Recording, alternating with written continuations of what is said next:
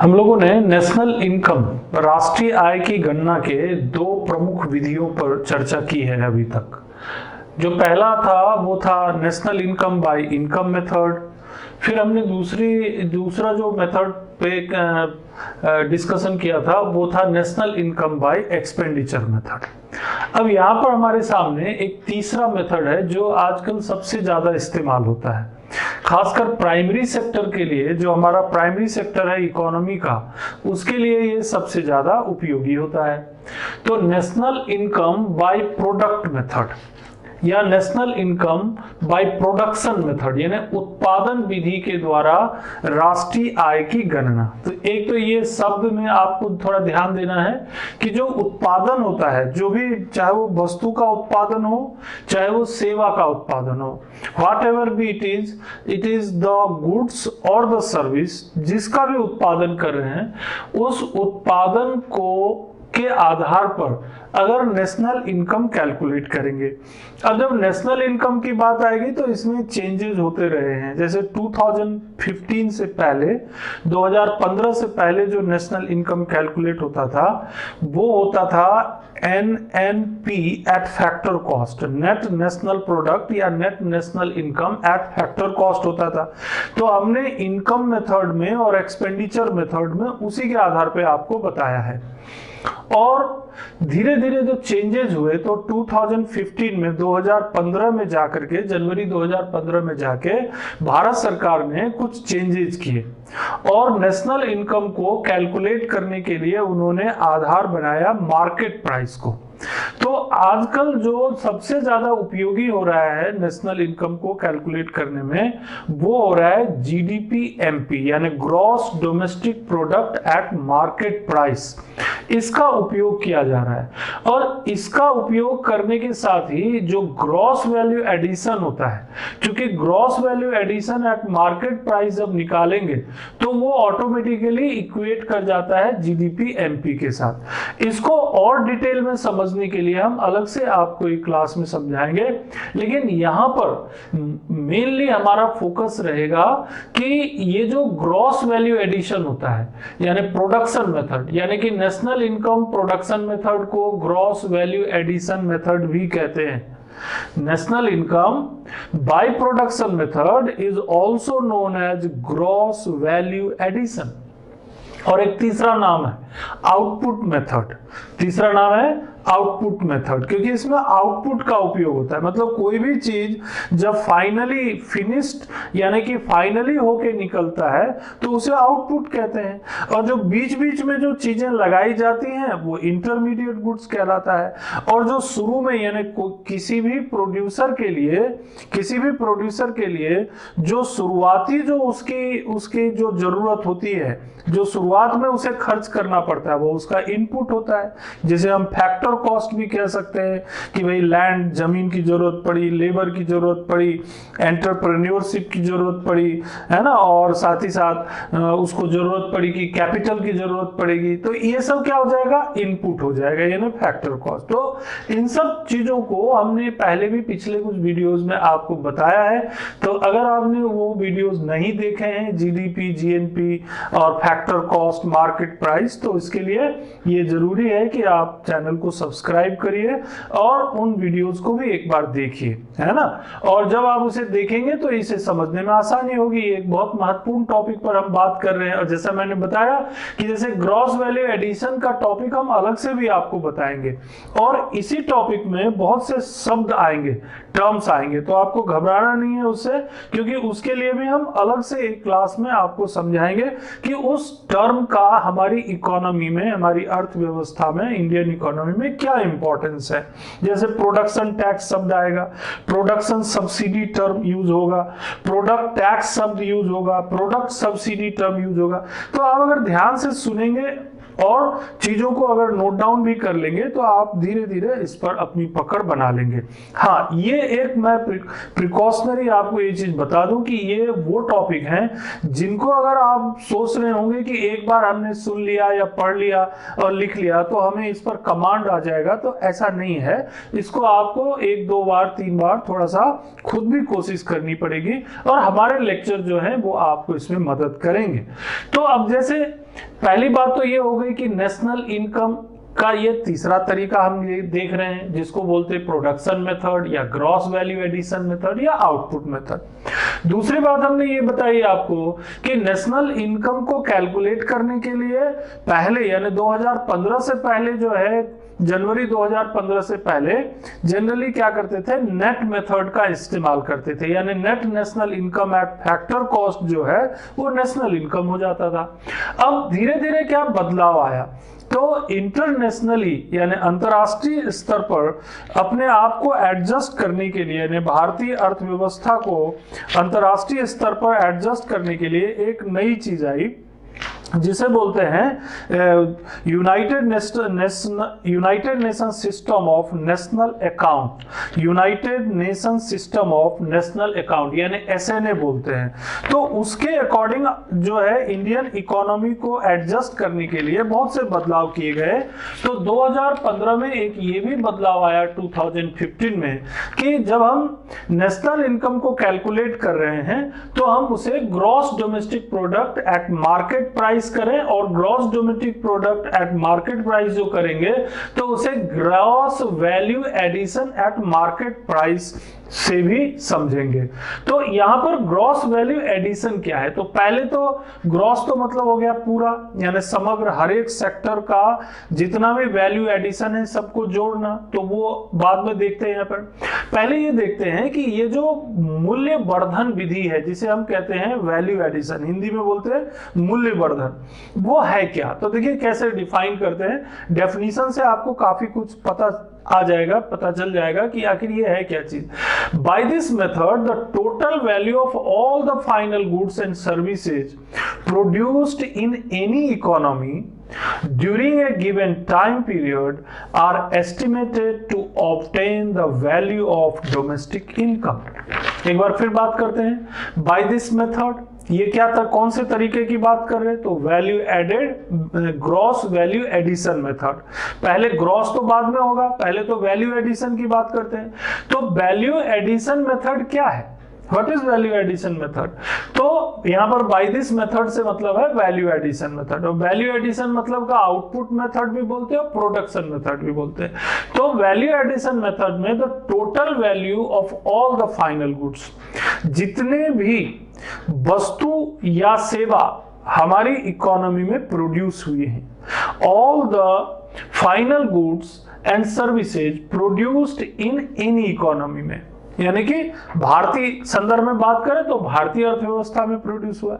फिर दूसरी बात क्या है, during a given time period, एक साल का समय ले लीजिए, टाइम पीरियड आप बहुत लंबा लेंगे तो भी आप प्रॉपर कैलकुलेट नहीं कर पाएंगे, बहुत छोटा लेंगे तो भी आप बार बार आपको डाटा कलेक्ट करना पड़ेगा।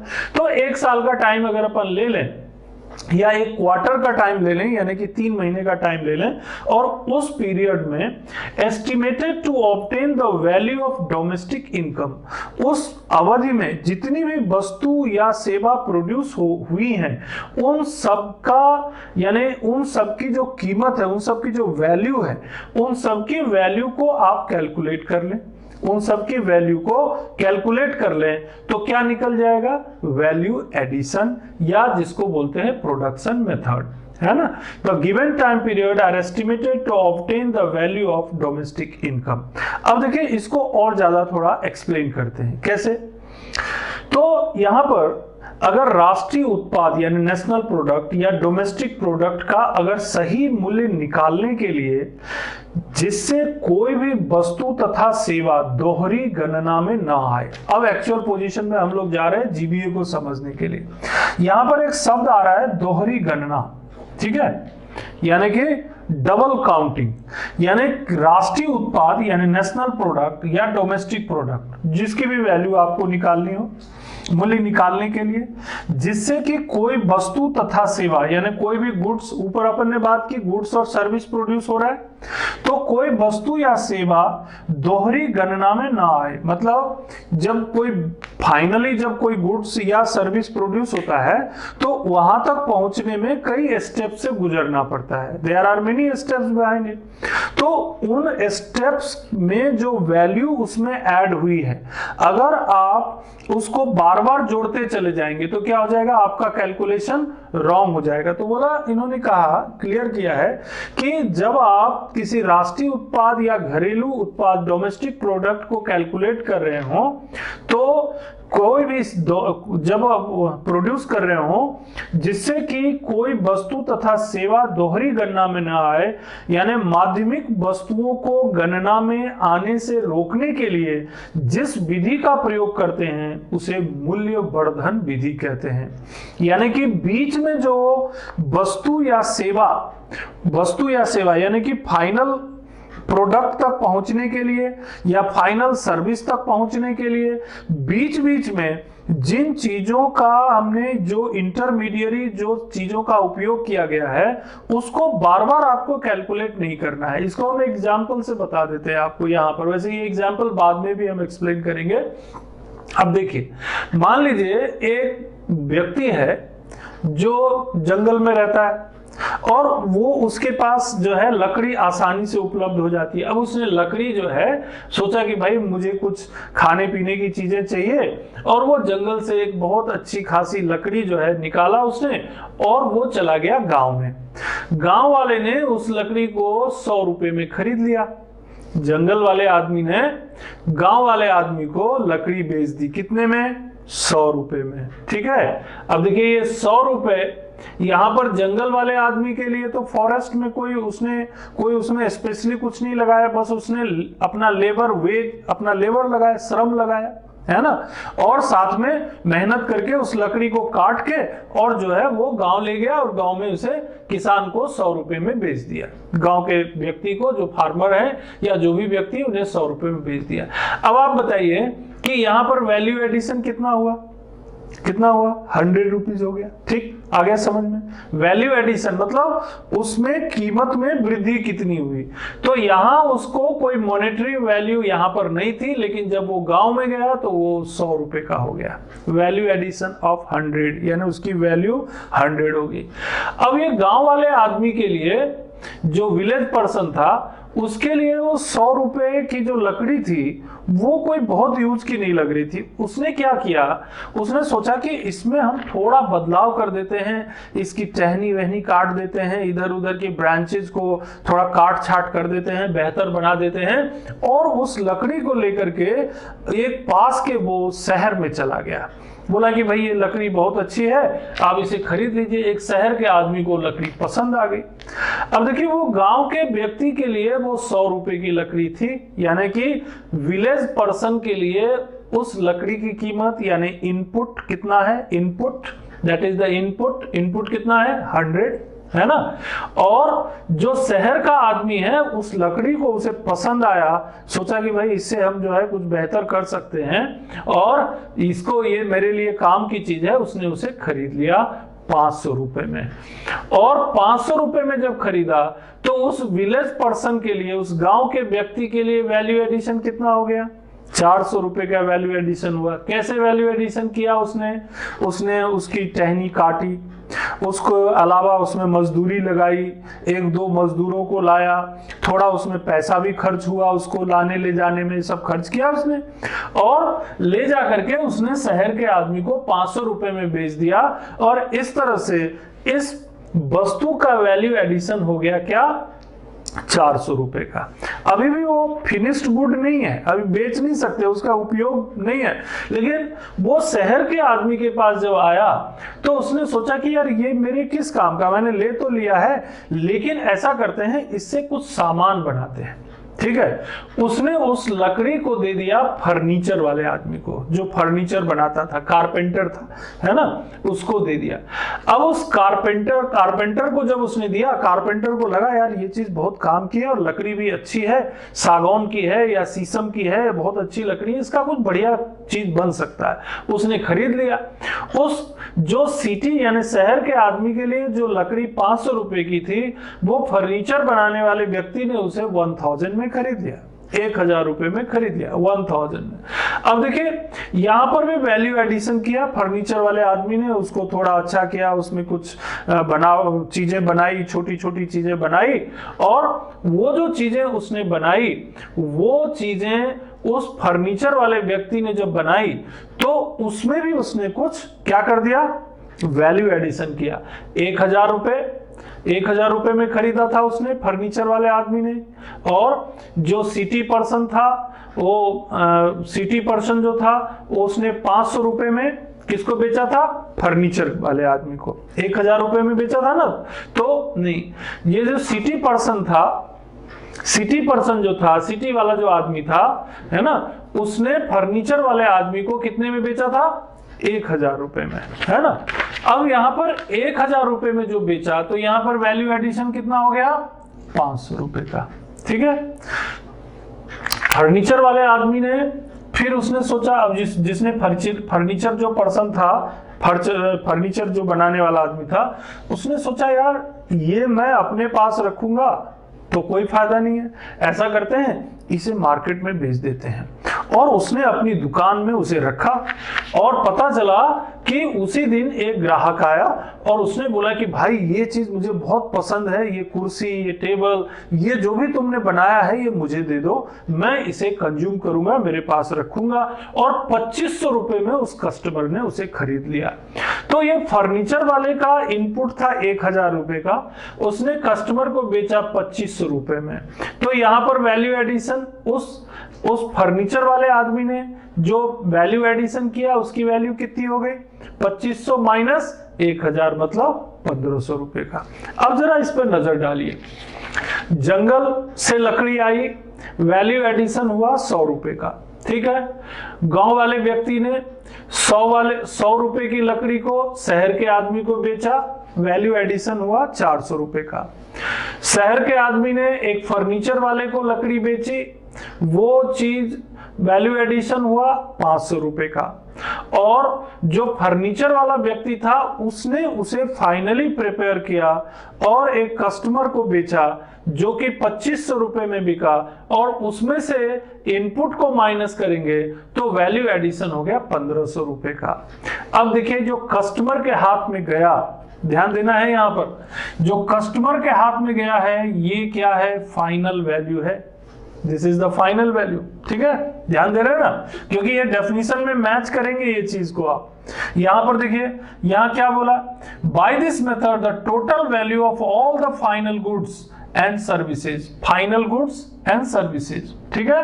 फाइनल गुड्स एंड सर्विसेज की वैल्यू यहां कितनी है, 2500 रुपए। और साथ में हर स्टेज पर कुछ वैल्यू एडिशन हुआ, जो वैल्यू एडिशन हुआ उनको सबको जोड़िए। पहले स्टेज में 100 रुपए का, दूसरे में 400 का, तीसरे में 500 का, और चौथे स्टेज में 1500 रुपए का। इनको सब वैल्यू एडिशन को जोड़ते हैं तो कितना हो जाता है, 2500 रुपए। अब देखिए आप, वैल्यू एडिशन के टोटल वैल्यू यानी ग्रॉस वैल्यू एडिशन कितना हुआ, 2500, और जो फाइनल जो कीमत थी वो कितनी थी, 2500 रुपए। यानी gross value addition at market price is already equal to gross domestic product at market price, GDP at MP. लेकिन इसमें बहुत सारी चीजें छुपी हुई हैं। इसमें ये जो मैंने एक सिंपल उदाहरण समझने के लिए बताया आपको ग्रॉस वैल्यू एडिशन का, जीबीए का। अब यहां पर ग्रॉस से मतलब क्या है, सभी वैल्यू एडिशन को ऐड कर देंगे। वैसे हर एक स्टेज में क्या हो रहा है, वैल्यू एडिशन हो रहा है, वैल्यू एडिशन हो रहा है, वैल्यू एडिशन हो रहा है, सभी स्टेज में वैल्यू एडिशन हो रहा है। और जब सारे वैल्यू एडिशन को आप ऐड कर देते हैं तो क्या हो जाता है, ग्रॉस वैल्यू एडिशन। तो ये एग्जाम्पल आपके दिमाग में आ गया। अब जरा और आगे बढ़िए, मैंने यहां पर बताया था कि जो इंटरमीडिएट गुड्स जो है उनको आपको बार बार ऐड नहीं करना है। यहां पर देखिए, अगर आप इन सबको ऐड कर दें 100, 500, 600, 1600 एंड 2500, तो इनको अगर सबको ऐड कर देंगे तो 4100 हो जाएगा, 4100 हो जाएगा। क्या हो जाएगा? गलत हो जाएगा। तो यहां पर बीच में जो इंटरमीडिएट जो चीजें आपने लगाई हैं उसे बार बार कैलकुलेट नहीं करना है, बार बार ऐड नहीं करना है, केवल उसको कैलकुलेट करना है जो वैल्यू एडिशन हुआ है, जो वैल्यू एडिशन हुआ है। यानी फाइनल स्टेज तक जाने के लिए जब भी वैल्यू एडिशन हुआ उसको अलग कर लीजिए।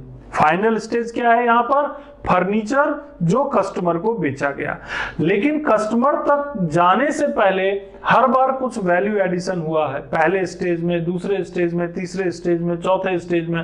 तो जब जब वैल्यू एडिशन हुआ उनको सबको आपको ऐड करना है, और उनको ऐड करके जो वैल्यू आती है वो वैल्यू एडिशन कहलाता है, ग्रॉस वैल्यू एडिशन। और वही ग्रॉस वैल्यू एडिशन जो होता है वो फाइनली जो कस्टमर को बेचा गया है उसके बराबर होता है। अब जब इसको और गहराई से देखेंगे तो इसमें हम टैक्सेज वगैरह का भी आपको बताएंगे, लेकिन इसको समझने से पहले जो डेफिनेशंस हैं इसको उसे हम और अच्छी तरह से देख लेते हैं। अब वैल्यू एडिशन को एक और तरीके से हम लोग समझने की कोशिश करते हैं। देखिए, अब किसी उत्पादक इकाई के बाजार मूल्य में उस उत्पादक इकाई के अंशदान को प्रदर्शित करता है। अब देखिए, ये जो हमने एग्जाम्पल आपको बताया है उसी एग्जाम्पल को ये सपोर्ट करता है, या यूं कहें कि इस बात को समझने में हमें ये एग्जाम्पल मदद करता है। अब जरा इस पर नजर डालिए। किसी उत्पादक इकाई के बाजार मूल्य में, किसी उत्पादक इकाई के बाजार मूल्य में, यानी कोई प्रोडक्शन यूनिट है और उसने जो प्रोड्यूस किया, जो बनाया उसने, उस उत्पादक इकाई के अंशदान, जो उसका कुछ ना कुछ उसमें कंट्रीब्यूशन है, एडिशन है, उसको प्रदर्शित कौन करता है? वैल्यू एडिशन करता है। अब जैसे एग्जाम्पल के लिए इसी एग्जाम्पल को देखिए आप, ये जो सिटी का आदमी था, शहर का आदमी था, उसने 500 रुपए में इस गांव के व्यक्ति से खरीदा था। सिटी के व्यक्ति ने 500 रुपए में खरीदा था। अब मान लीजिए ये एक प्रोडक्शन यूनिट है। अब इसी को बड़े पैमाने पे देखेंगे तो ये प्रोडक्शन यूनिट हो जाएगा। यहाँ पर एक व्यक्ति है, अगर मान लीजिए एक फर्नीचर का पूरा इंडस्ट्री देख ले तो प्रोडक्शन यूनिट हो गया। 500 की जगह वो 5 करोड़ हो जाएगा, है ना। अब इसने जो 500 रुपए की जो लकड़ी खरीदी, उस 500 रुपए में उसने क्या किया? उसमें कुछ ना कुछ कंट्रीब्यूशन किया, अंशदान, कंट्रीब्यूशन किया। कंट्रीब्यूशन जो किया वो कितना था? 500 रुपए का था। तो वो कंट्रीब्यूशन को कौन प्रदर्शित करता है? Value addition. क्लियर हो गई बात? उस कंट्रीब्यूशन को कौन प्रदर्शित करता है? Value addition. इसी चीज को बड़े पैमाने पर देखेंगे तो कोई इंडस्ट्री है, मान लीजिए कोई एक इंडस्ट्री है, फर्नीचर इंडस्ट्री सपोज करिए। अब वो फर्नीचर इंडस्ट्री जहां पर करोड़ों का फर्नीचर बनाया जाता है, और वो फर्नीचर इंडस्ट्री जो है, वो लकड़ी जो है वो किसी बाहर के व्यक्ति से मंगाते हैं, दूसरी कंपनी से मंगाते हैं, जो कि लकड़ी को साफ सुथरा करके और बराबर उस फर्नीचर बनाने के लिए उपयोगी बना देते हैं। उस कंपनी से वो फर्नीचर इंडस्ट्री जो है वो लकड़ी खरीद के लाती है। अब देखिए, वो जो लकड़ी है जिसको साफ सुथरा बनाया गया, बेहतर बनाया गया और फर्नीचर इंडस्ट्री को बेचा गया, तो वो जो कंपनी जिसने फर्नीचर इंडस्ट्री को बेचा उसने भी कुछ कंट्रीब्यूट किया। और जब फर्नीचर इंडस्ट्री के पास आ गया वो लकड़ी, और उसको फर्नीचर बना के, फाइनली फर्नीचर बना के और दुकान में भेजा उसने, जो होलसेल की दुकानें थी, बड़ी बड़ी दुकानें थी जो फर्नीचर की, वहां भेजा गया और वहां से कस्टमर ने उसे खरीदा। तो वो जो फर्नीचर इंडस्ट्री थी उसने भी तो उसमें कंट्रीब्यूट किया ना कुछ ना कुछ। तो वो जो कंट्रीब्यूशन केवल उस इंडस्ट्री का है उसे आपको अलग से कैलकुलेट करना है। जो लकड़ी को बेहतर बनाने का काम किया कि भाई फर्नीचर इंडस्ट्री को बेचना है, उसने जो वैल्यू एडिशन किया है उसको अलग कैलकुलेट करना है।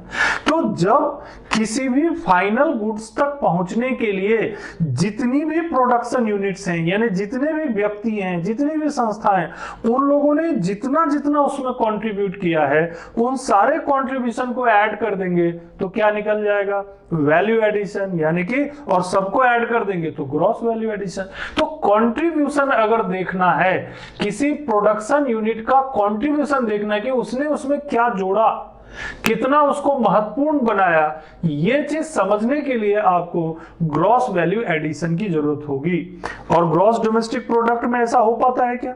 नहीं हो पाता है, क्योंकि ग्रॉस डोमेस्टिक प्रोडक्ट तो सीधा सीधा फाइनल कि फर्नीचर, ये कुर्सी है, ये चेयर है, चेयर खरीदा, इसकी कीमत 5,000 रुपए तो है, लेकिन उस 5,000 रुपए तक, चेयर के बनने तक और कस्टमर तक पहुंचने तक वो कई स्टेजेस से गुजरा और हर स्टेज में उसमें कुछ वैल्यू एडिशन हुआ। इसको समझने के लिए हमें किस मेथड की जरूरत होगी? ग्रॉस वैल्यू एडिशन मेथड की जरूरत होगी। तो अब बात क्लियर हो गई कि इनकम मेथड से जो पॉसिबल नहीं हो रहा था, एक्सपेंडिचर मेथड से जो संभव नहीं हो रहा था, कि अलग अलग इंडस्ट्रीज ने, अलग अलग कंपनियों ने, अलग अलग संस्थाओं ने किसी फाइनल गुड्स तक पहुंचने के लिए उनका क्या कंट्रीब्यूशन है, अगर इसे समझना है तो ग्रॉस वैल्यू एडिशन की आवश्यकता होगी। ठीक, अब जो इंग्लिश मीडियम वाले हैं वो भी इसे समझ सकते हैं अपने लेवल पे कि किसी उत्पादक इकाई के बाजार मूल्य में उस उत्पादक इकाई के अंशदान को प्रदर्शित करता है। उत्पादक इकाई मतलब हो गया प्रोडक्शन यूनिट, और बाजार मूल्य मतलब हो गया मार्केट वैल्यू, मार्केट प्राइस, और वो जो उत्पादक इकाई है यानी प्रोडक्शन यूनिट है, उसने क्या कंट्रीब्यूट किया है, उस कंट्रीब्यूशन को आप इस वैल्यू एडिशन मेथड से समझ सकते हैं। और आगे बढ़िए, ये आगे की लाइन और महत्वपूर्ण हो जाती है क्योंकि ये इन सब की समरी हो जाएगी। वैल्यू एडिशन उत्पादन प्रक्रिया में श्रम, पूंजी, अन्य साधनों के योगदान को प्रदर्शित करता है। ठीक, what value addition shows? Value addition shows the use of the labor, capital, है ना, labor, capital, raw material and other things which have been used by the unit। जो यूनिट के द्वारा, इकाई के द्वारा जो भी उन्होंने श्रम, पूंजी या कोई भी अन्य चीज लगाया, रेंट, जो भी चीज लगाया उन्होंने, उन सब चीज को लगाने में जो कंट्रीब्यूट किया उन्होंने, उसे अगर देखना हो तो वैल्यू एडिशन की जरूरत होगी। ठीक, प्रदर्शित करता है। और जब इसमें उत्पाद पर लगे करों को जोड़ देते हैं, अगर वो तो भाई ठीक है, वैल्यू जिन जिन लोगों ने जो कंट्रीब्यूट किया और जो लेबर खर्च किया, कैपिटल खर्च किया, रॉ मटेरियल मंगाया, एंटरप्रेन्योरशिप, थोड़ा प्रॉफिट भी अपना जोड़ा, और उसके ऊपर उस पर कुछ टैक्स भी जुड़ जाता है। सरकार को टैक्स तो देना पड़ेगा, बिना टैक्स का काम कैसे चलेगा, है ना। जो एक्साइज ड्यूटी होती है, एक्साइज ड्यूटी, कोई भी चीज प्रोड्यूस करते हैं तो कई तरह के टैक्स लग जाते हैं, उत्पादन कर जिसको बोलते हैं ना, तो वो, और आजकल तो जीएसटी हो गया है, बहुत से गुड्स पर जीएसटी लगता है, गुड्स एंड सर्विस टैक्स, है ना। सर्विस है तो सर्विस टैक्स, और जो जीएसटी है वो सभी चीजों पर लगता है। तो जिन जिन चीजों पर जीएसटी लगाया जाता है तो वो सब इनडायरेक्ट टैक्स है। तो उस चीज पर अगर कोई टैक्स लग रहा है, किसी किसी चीज पर 0 भी लगता है, किसी पर 5% लगता है, किसी पर 12 लगता है, किसी पर 18 लगता है, तो अलग अलग गुड्स पर अलग अलग टैक्सेस लगते हैं। तो उसमें वो टैक्सेस को जोड़ दीजिए, और उस यूनिट को अगर सरकार ने उन वस्तुओं के प्रोडक्शन के लिए कोई सब्सिडी दी है, कोई मदद दी है, तो उसे क्या कर देंगे? माइनस कर देंगे, घटा देंगे। तो और इस चीज को, उसको घटा देंगे तो सभी निवासी उत्पादक इकाइयों के ऐसे मूल्य वर्धनों का योग ही जीडीपी बन जाता है। अब देखिए यहां वैल्यू एडिशन से हम कहां पहुंच गए? ग्रॉस डोमेस्टिक प्रोडक्ट में पहुंच गए। तो हमारे देश के अंदर जितनी भी प्रोडक्शन यूनिट्स हैं, जितने भी उत्पादन करने वाले लोग हैं, संस्थाएं हैं, और उन लोगों ने जो भी किसी चीज को प्रोड्यूस करने में, किसी गुड्स को प्रोड्यूस करने में, किसी सर्विस को प्रोड्यूस करने में जो भी उन्होंने लेबर, कैपिटल या उन्होंने कोई अन्य कोई सहयोग उसमें लगाया है, और साथ में उत्पाद कर यानी कि उसमें कहीं ना कहीं प्रोडक्ट टैक्स यानी कुछ ना कुछ टैक्स जो इनडायरेक्ट टैक्स के रूप में होता है उसको ऐड कर दिया और सब्सिडी को माइनस कर दिया, क्योंकि सब्सिडी तो सरकार देती है ना उत्पादन करने के लिए, तो सब्सिडी को माइनस कर दिया। और जितने भी हमारे देश में ऐसे प्रोडक्शन यूनिट्स हैं जिन्होंने उत्पादन किया है और उन सारे उत्पादन को अगर हम जोड़ दें तो मूल्य वर्धन का जो योग होगा यानी total sum of value addition क्या हो जाएगा, जीडीपी हो जाएगा। तो किसी राष्ट्र का जीडीपी सकल मूल्य वर्धनों का योग है जिसमें डेप्रिसिएशन नहीं निकाला गया है तथा कर तथा अनुदान का समायोजन किया गया है। यहां समायोजन मतलब क्या है, टैक्स को ऐड किया और सब्सिडी को माइनस किया। तो ग्रॉस वैल्यू एडिशन, भाई एक प्रोडक्ट है तो उसी प्रोडक्ट को बनाने में अलग अलग स्टेजेस पर अलग अलग उद्योगों ने उसमें कंट्रीब्यूट किया, उस कंट्रीब्यूशन में कुछ टैक्स भी था और कुछ सब्सिडी भी थी। तो टैक्स को प्लस करो, सब्सिडी को माइनस करो और फिर अगले स्टेज पे चले जाओ। फिर जो दूसरी यूनिट ने उसमें जो उन्होंने कंट्रीब्यूट किया उसमें टैक्स को प्लस करो, सब्सिडी को माइनस करो, तीसरे स्टेज में चले जाओ। ऐसे करते करते जो वैल्यू एडिशन हुआ करते करते और फिर लास्ट में क्या हुआ, एक फिनिश्ड गुड बन गया यानी कि फाइनल गुड या फाइनल सर्विस बन गया, उसकी एक निश्चित कीमत कस्टमर ने अदा कर दी। तो ये जितनी भी बार ये वैल्यू एडिशन हुआ उन सब वैल्यू एडिशन को अगर ले करके हम जोड़ देंगे तो वो क्या बन जाएगा, जीडीपी बन जाएगा। लेकिन अभी उसमें से डेप्रिसिएशन को माइनस नहीं किया गया, इसीलिए बार बार जीडीपी बोल रहे हैं, उसको जीएनपी नहीं बोल रहे हैं, है ना, या एनएनपी नहीं बोल रहे हैं, उसको जीडीपी बोल रहे हैं कि भाई इसमें से डेप्रिसिएशन माइनस नहीं किया गया है। और जीडीपी इसलिए बोल रहे हैं क्योंकि देश के भीतर जितने भी उत्पादक इकाइयां हैं, देश के भीतर जितनी भी उत्पादक इकाइयां हैं, चाहे वो विदेशी उत्पादक इकाई हो या देशी उत्पादक इकाई हो, जिन्होंने भी वैल्यू एडिशन किया है गुड्स एंड सर्विस को प्रोड्यूस करने में, उन सबको हम काउंट कर लेते हैं, उन सबको सम कर लेते हैं और इस तरह से क्या हो जाता है, हमें वैल्यू एडिशन का जो सम हो जाता है वो मार्केट प्राइस पर जीडीपी एट मार्केट प्राइस बन जाता है। अब हुआ ये एक बदलाव आया था 2015 में जो मैंने पहले भी जिक्र किया है। इन जनवरी 2015 राष्ट्रीय आय की गणना बाजार मूल्य पर की जा रही है। उससे पहले मैंने बताया फैक्टर कॉस्ट पर की जाती थी। जीबीए में उत्पाद करों को शामिल करने के बाद बाजार मूल्य ज्ञात होता है। अब जब जो मैंने आपको बताया कि उसमें जो उत्पाद कर है यानी कि जो प्रोडक्ट टैक्स है अगर उसमें ऐड कर देते हैं, सब्सिडी को माइनस कर देते हैं तो जीबीए में, तो क्या निकल आता है, हमारे पास जीडीपी जो है वो निकल आता है। राष्ट्रीय आय की गणना बाजार मूल्य पर की जा रही है। जीबीए में उत्पाद करों को शामिल करने के बाद बाजार मूल्य ज्ञात होता है। तो बाजार, जब भी मार्केट प्राइस आप किसी भी चीज को कैलकुलेट करेंगे तो उसमें टैक्स और सब्सिडी को आपको एडजस्ट करना पड़ेगा। टैक्स है तो ऐड करिए, सब्सिडी है तो माइनस करिए, है ना। अब देखिए यहाँ पर तीन चीजें आपको ध्यान रखना है। जब आप ग्रॉस वैल्यू एडिशन की बात करेंगे ना तो तीन बात ध्यान रखिए, आप ये टॉपिक को समझ जाएंगे। एक स्टेज होता है जिसको हम कहते हैं फैक्टर कॉस्ट।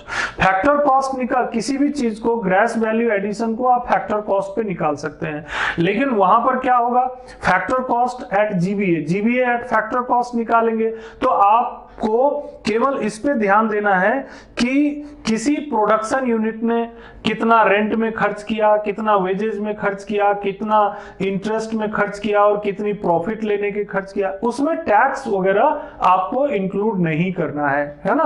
तो वो क्या निकल आएगा, factor cost, that will be the factor cost, है ना। फैक्टर कॉस्ट में केवल आपको ये रखना है कि केवल जो फैक्टर लगाया गया है, जो फैक्टर उसमें लगाया गया, हाँ अगर सब्सिडी वगैरह उसमें कुछ मिली है तो वो उसमें से माइनस हो जाएगा। तो यहाँ पर फैक्टर कॉस्ट में ये सब चीजें जो हैं ये इंक्लूड हो जाता है। अब असली जो चीज है वो है बेसिक प्राइस, क्योंकि आपने देखा होगा कई बार लिखा रहता है जीबीए एट बेसिक प्राइस। तो बेसिक प्राइस का मतलब क्या हो जाता है कि इसमें एक तो फैक्टर कॉस्ट ले लीजिए, कोई भी जो प्रोडक्शन यूनिट है उसने जो फैक्टर कॉस्ट लगाया उसमें कुछ प्रोडक्शन टैक्स जो है जुड़ जाएगा। जब बेसिक प्राइस यानी जीवीए एट बेसिक प्राइस आप निकालेंगे तो फैक्टर कॉस्ट पूरा का पूरा लेना है ना, जीबीए एट फैक्टर कॉस्ट, उसमें से प्रोडक्शन टैक्स को माइनस कर लेना है। प्रोडक्शन टैक्स मतलब जब कोई उद्योग या कंपनी लगाई जाती है तो उनको कुछ लाइसेंस फीस देनी पड़ती है ना, लाइसेंस फीस देनी पड़ती है, प्रोडक्शन टैक्स है ये।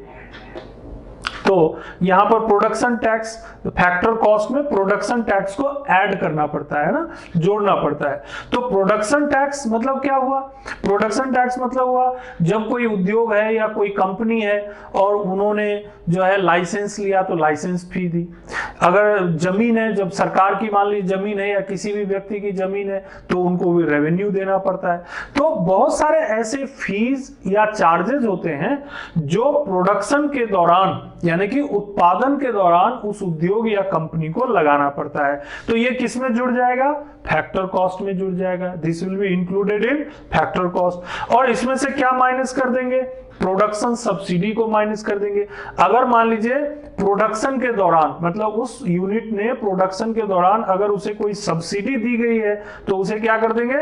माइनस कर देंगे। तो ये क्या निकल आएगा? Basic price. Basic price means factor cost plus production tax minus production subsidy. यहां पर प्रोडक्शन सब्सिडी का मतलब हुआ जो उद्योग या कंपनी को लैंड रेवेन्यू के रूप में देना पड़ रहा है, लाइसेंस के रूप में देना पड़ रहा है। ये टैक्स वो नहीं है जो बार बार लगता है, ये वो टैक्स है जो कंपनी को साल में एक आध बार लगता है और उन्हें खुद को पे करना पड़ता है। तो वो प्रोडक्शन टैक्स है। ये प्रोडक्ट टैक्स से अलग होगा जो अगले स्टेप में आपको दिखेगा। तो बेसिक प्राइस निकालना है। अगर gross value addition at basic price तो फैक्टर कॉस्ट में प्रोडक्शन टैक्स को जोड़िए और प्रोडक्शन सब्सिडी को माइनस कीजिए।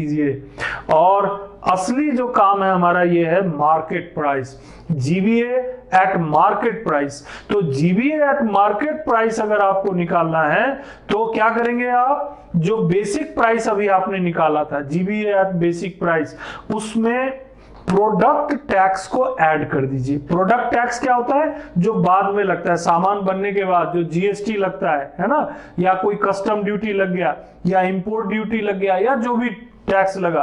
तो बेसिक प्राइस यानी उस वस्तु या सामान पर जो प्रोडक्ट टैक्स लगा और उसमें से अगर प्रोडक्ट सब्सिडी को माइनस कर देते हैं। अगर कई बार ऐसा भी होता है कि कंपनी या उद्योग को जो है उस चीज की कीमत को कम रखने के लिए सब्सिडी मिल जाती है, उसको बोलते हैं प्रोडक्ट सब्सिडी, यानी सामान को बनने के बाद। जैसे फर्टिलाइजर है और फर्टिलाइजर जो है 50 रुपए किलो जो है उसका जो है प्रोडक्शन के बाद कीमत हुई। सरकार क्या करती है? उद्योग को बोलती है, कंपनी को बोलती है नहीं 50 रुपए किलो मत बेचना है, नहीं बेचना है, इसको आप 30 रुपए किलो बेचिए। तो क्या हो गया? वो प्रोडक्ट सब्सिडी है, 20 रुपए किलो उन्होंने सब्सिडी दी। तो कई बार ऐसा भी होता है कीमत को कम रखने के लिए। तो मार्केट प्राइस का मतलब होता है basic price plus product taxes minus product subsidy, उसको आप कर दीजिए तो ये मार्केट प्राइस निकल जाएगा। तो कुल मिला के देखिए आपके पास क्या हुआ?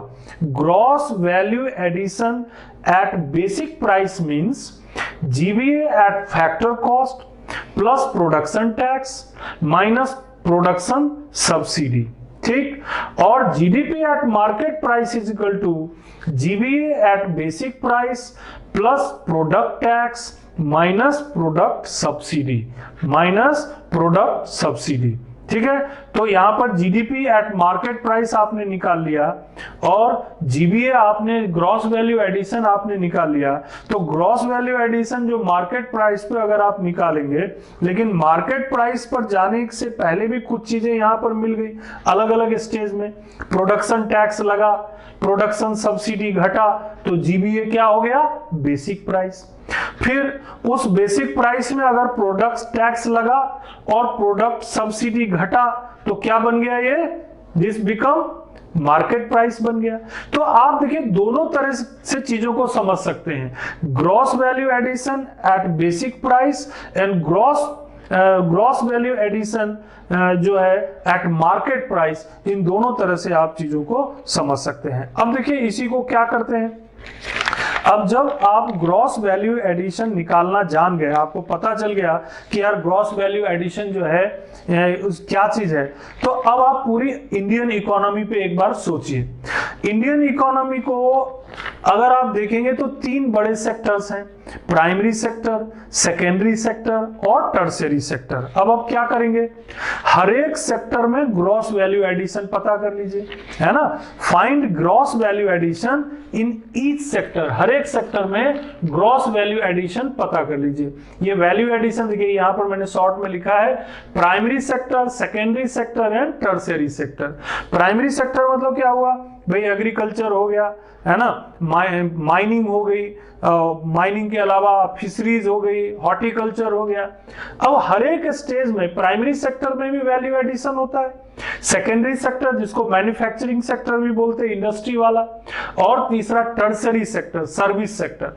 प्राइमरी सेक्टर का वैल्यू एडिशन निकाल सकते हैं अलग अलग, सेकेंडरी सेक्टर का वैल्यू एडिशन निकाल सकते हैं अलग अलग, टर्शियरी सेक्टर का वैल्यू एडिशन भी निकाल सकते हैं अलग अलग, है ना। अब इन वैल्यू एडिशन को जोड़ लीजिए, है ना, वैल्यू एडिशन को जोड़ लेंगे। तो ये आप कैसे करेंगे, तो बहुत आसान, आपका ये एग्जांपल से आपको पता चल गया है कि वैल्यू ऑफ आउटपुट, यानी कोई भी सेक्टर में, यानी प्राइमरी सेक्टर में मान लीजिए चावल बिका, तो फाइनल गुड्स जो कंज्यूमर तक पहुंचा, है ना, चावल जो है वो कंज्यूमर तक पहुंचा। लेकिन उस चावल को कंज्यूमर तक पहुंचाने से पहले कई बार उसमें कई उद्योगों ने, कई कंपनियों ने क्या किया होगा, उसमें वैल्यू एडिशन किया होगा, चेंजेस किए होंगे। किसान से धान खरीदा, धान खरीद के फैक्ट्री में लाया, फैक्ट्री में लाके उसको चावल निकाला, चावल को फिर एक कंपनी ने, दूसरे कोई उद्योग ने उसको पैकेजिंग की, पैकेजिंग करके कोई तीसरी कंपनी ने उसे ट्रांसपोर्ट किया, ट्रांसपोर्ट करके फिर उसको जो है दुकानों तक पहुंचाया और तब जाकर बिका। अब देखिए इसमें क्या हो रहा है, वैल्यू एडिशन हो रहा है। तो वैल्यू एडिशन का मतलब क्या हुआ कि प्राइमरी सेक्टर का वैल्यू एडिशन, तो सारे प्राइमरी सेक्टर के जितने भी उद्योग हैं, कंपनी है, सारे उनको सबको ऐड कर दीजिए।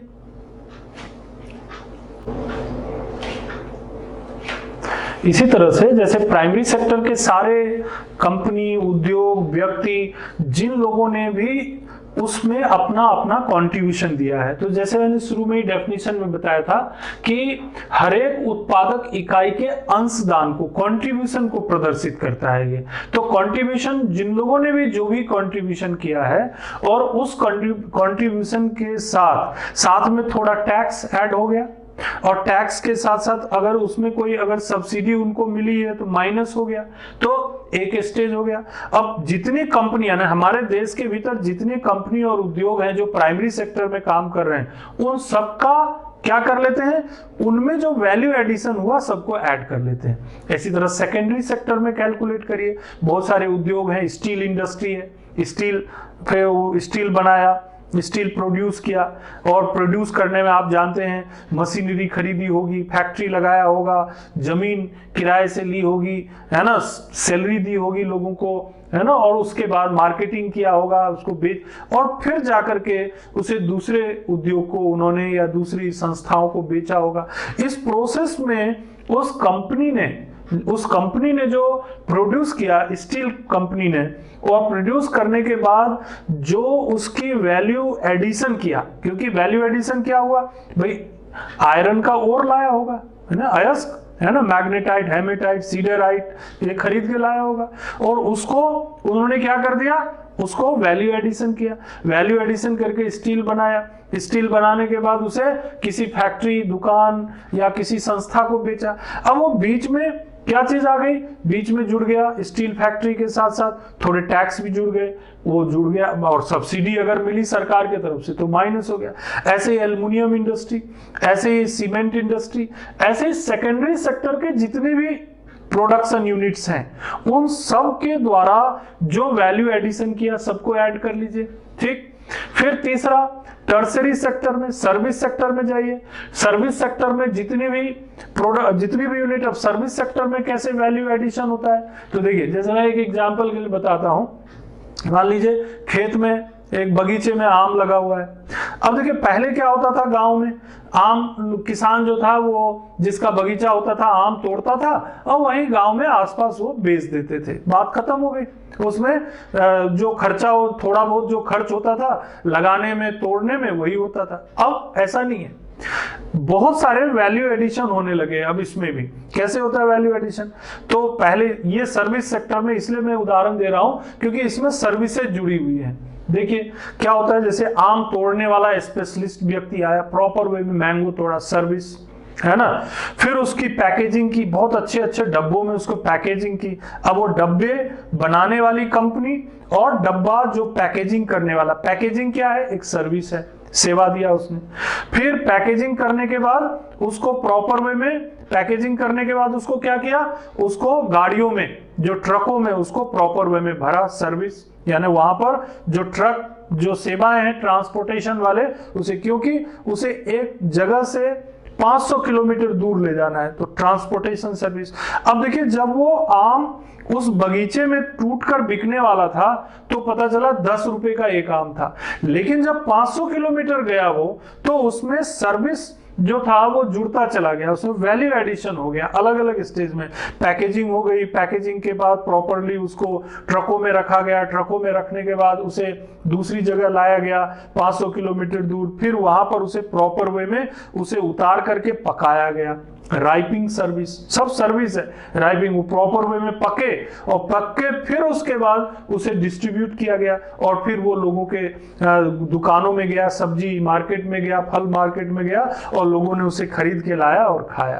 तो इस स्टेज में देखिए कितनी जगह पर उसमें वैल्यू एडिशन हुआ होगा, और ये सर्विस सेक्टर में हो गया। यही चीज एजुकेशन में होगा, यही चीज हेल्थ सर्विसेज में होंगे, यही चीज सर्विस सेक्टर के टूरिज्म सेक्टर में होगा।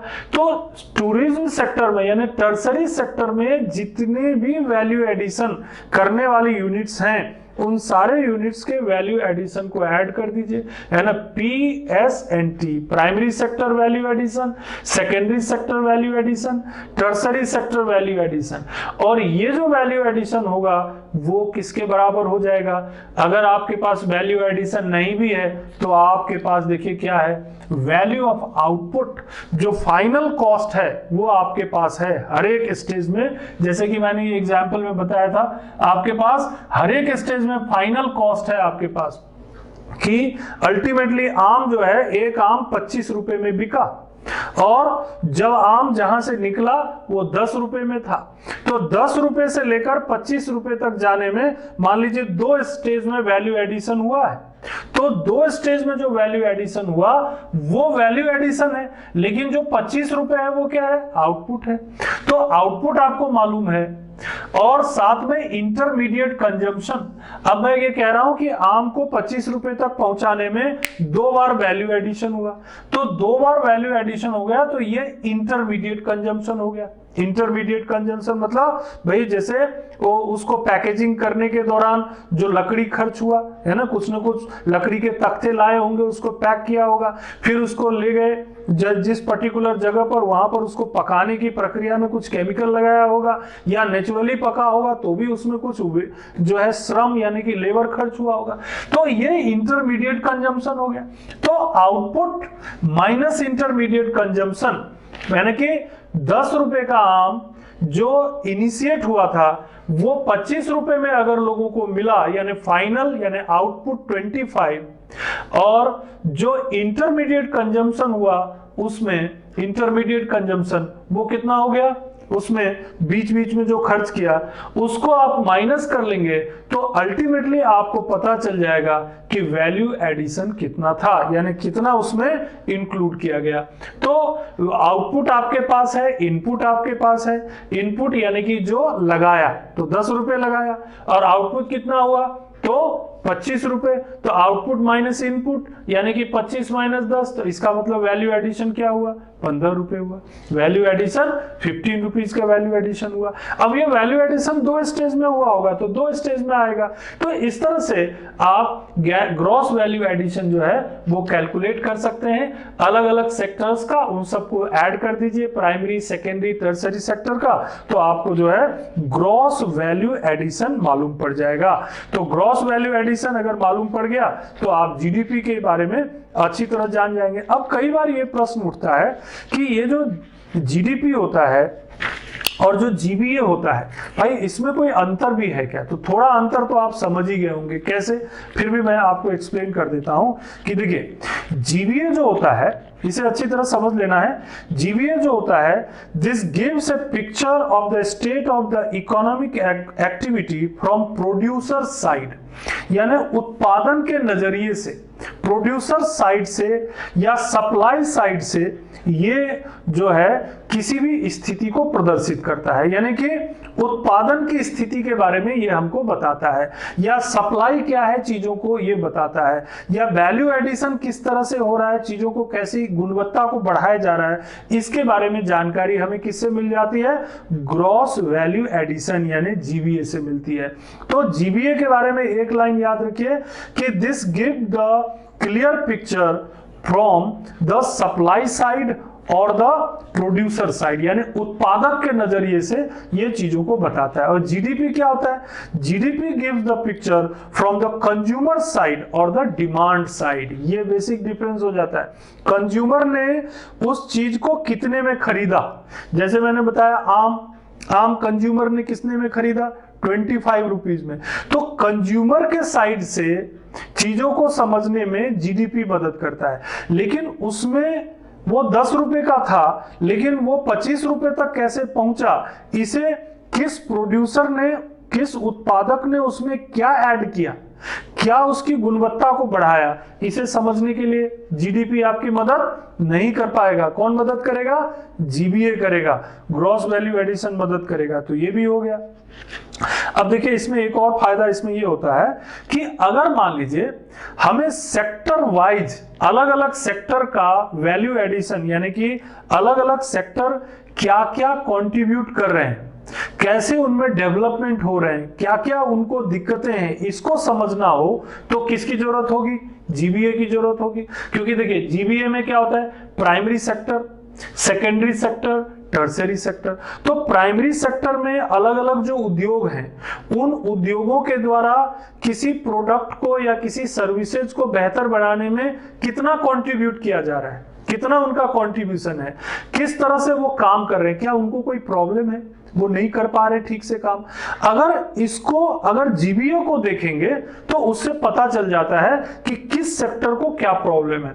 तो सरकार इसीलिए जीबीए का इस्तेमाल करती है कि मान लीजिए प्राइमरी सेक्टर में देख रहे हैं कि बहुत ज्यादा वैल्यू एडिशन नहीं हो रहा है, चीजों की गुणवत्ता नहीं बढ़ पा रही, कीमतें नहीं मिल पा रही चीजों को, जो चीज है वो जिस तरीके से प्रोड्यूस हो रहा है लगभग उसी की कीमत पे मार्केट में कंज्यूमर को पहुंच जा रहा है, मतलब उसमें वैल्यू एडिशन नहीं हो रहा है। तो सरकार क्या करेगी? उस नजरिए से उस इंडस्ट्री को सपोर्ट करेगी, पॉलिसीज बनाएगी, योजनाएं कार्यक्रम बनाएगी, उन लोगों को जो उस सेक्टर से जुड़े हुए हैं उनकी मदद करेगी। तो जीबीए से क्या होता है कि सेक्टर वाइज प्रॉब्लम पता चल जाता है, किस सेक्टर में क्या प्रॉब्लम है, सरकार को किस तरह की नीति बनानी चाहिए, पॉलिसी कैसी होनी चाहिए, ये सब जानकारी अगर हमें चाहिए तो इसे हम किससे? जीबीए की मदद से हम कर सकते हैं। लेकिन अगर फाइनल गुड्स के रूप में, अगर मतलब फाइनल अगर हम चीजों को केवल लास्ट की कीमत को देखेंगे तो उससे ये नहीं पता चल पाता है कि किस सेक्टर को कितनी मदद की जरूरत है। लेकिन फिर भी जब इकोनॉमी को कंपेयर करने की जरूरत होती है, जैसे इंटरनेशनल लेवल पर इकोनॉमी को कंपेयर करना हो और ये देखना हो कि भाई उसमें टैक्स कितना ऐड हुआ, उसमें सब्सिडी कितनी जो है माइनस हुई, अब इन सब चीजों को समझना है तो जीबीए को अलग कर देंगे। और साथ में जो टैक्सेज उसमें याद, अब टैक्सेज भी दो स्टेज पे होते हैं, production tax and product tax. Production tax जो उत्पादक कंपनी है ना, वो शुरू में जब कोई भी कंपनी लगाते हैं या कोई भी प्रोडक्शन करते हैं उस समय जरूरत पड़ती है, और जब प्रोडक्ट बन जाता है उसके ऊपर जो टैक्स लगता है वो प्रोडक्ट टैक्स हो जाता है। इस नजरिए से चीजों को समझने में जीडीपी हमारी मदद करता है, क्योंकि आपने जीबीए को अलग कर दिया, प्रोडक्ट टैक्स को अलग कर दिया, प्रोडक्शन टैक्स को अलग कर दिया, प्रोडक्ट सब्सिडी को अलग कर दिया, प्रोडक्शन सब्सिडी को अलग कर दिया।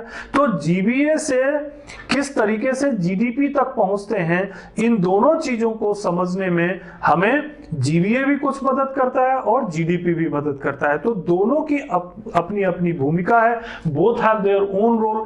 कुछ नजरिए से जीडीपी महत्वपूर्ण होता है और कुछ नजरिए से जीवीए महत्वपूर्ण होता है। लेकिन वर्तमान संदर्भ में जब भी आप देखेंगे, आंकड़े देखेंगे, तो वो ग्रॉस वैल्यू एडिशन के आधार पर आपको दिखाई पड़ेगा, क्योंकि जीवीए जो होता है वो सेक्टर वाइज प्रॉपर जानकारी देता है और सरकार को अपनी योजनाओं, नीतियों, कार्यक्रमों इत्यादि बनाने में उससे ज्यादा मदद मिलती है। लेकिन इकोनॉमी को अगर कंपेयर करना हो कि कौन सी बड़ी इकोनॉमी है, छोटी इकोनॉमी है, किस इकोनॉमी का ग्रोथ रेट क्या है, तो आप देखेंगे कि जीडीपी का ज्यादातर इस्तेमाल होता है।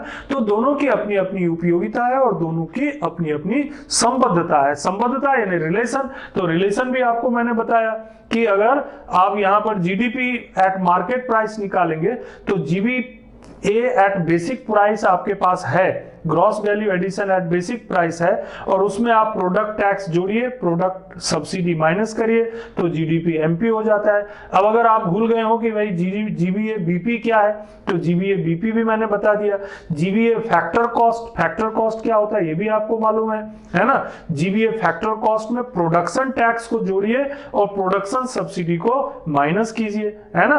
और फैक्टर कॉस्ट क्या होता है, तो किसी भी चीज को प्रोड्यूस करने के लिए जो land, labour, capital, entrepreneurship, raw material वगैरह यूज करते हैं, अगर उसके आधार पर आप चीजों की कीमत निकालेंगे तो वो हो जाएगा आपका फैक्टर कॉस्ट। तो जीडीपी और नेशनल इनकम को कैलकुलेट करने में प्रोडक्शन मेथड यानी उत्पादन विधि या आउटपुट विधि क्या है, इसे आप बेहतर तरीके से समझ गए होंगे, ऐसा मुझे उम्मीद है। और इसकी जो डेफिनेशंस वगैरह है, कैसे वैल्यू एडिशन क्या होता है, क्यों वैल्यू एडिशन का इस्तेमाल करते हैं हम लोग, वैल्यू एडिशन से क्या लाभ होता है, वैल्यू एडिशन किस तरह से इंप्लीमेंट होता है, चीजों को अलग अलग सेक्टर्स को टोटल सम करके ऐड करके किस तरीके से जीबीए से जीडीपी बन जाता है, इन सब चीजों को आप जान चुके हैं। और इसीलिए अब आगे जो है हम एक और आपको टॉपिक के अंतर्गत हम ये जितने भी इकोनॉमिक टर्म्स आ रहे हैं, जितने भी इकोनॉमिक टर्म्स इसमें टर्मिनोलॉजी आ रहे हैं,